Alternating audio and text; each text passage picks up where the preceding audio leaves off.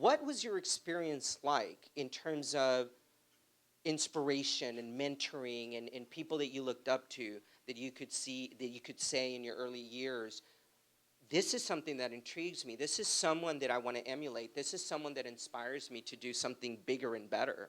Who would those influences be? Um, for me, it was books, right? So at first, there really wasn't a lot of. I mean, we live in a really lucky time. I mean, there weren't a lot of people. So for me, if I remember the pivotal moments or the defining people that I felt had an impact, when I was in seventh grade, I was introduced to, or fifth grade.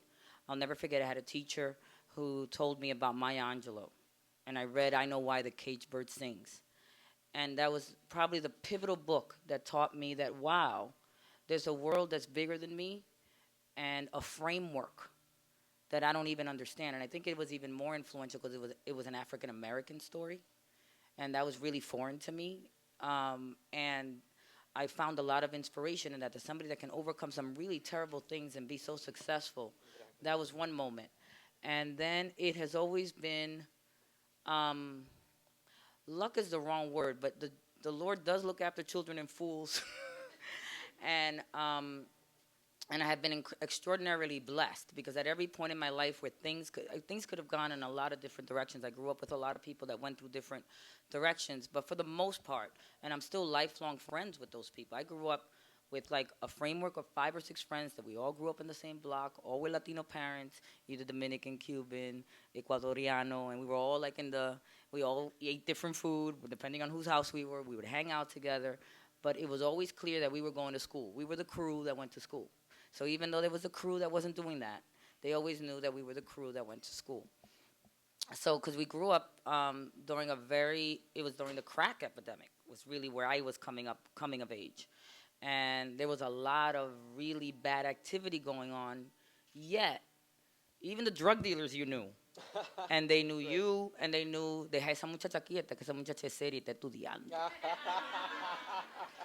And those were the same guys. But I love the fact that they had some respect. They have respect. Right? They're like, okay, no, those are the good girls. Right. Leave them alone. And if something if God forbid, somebody came over and tried to do something, sure, there was no better safety network than the policing that happened on the block, even among the people that were doing wrong. Because even the people that were doing wrong things made a choice and knew it was wrong, right, and respected the people that were taking a different path. That was a very interesting sort of dynamic that no one I'm totally getting chills right now. Right? Yeah. Right? Because I'm not lying. Yeah.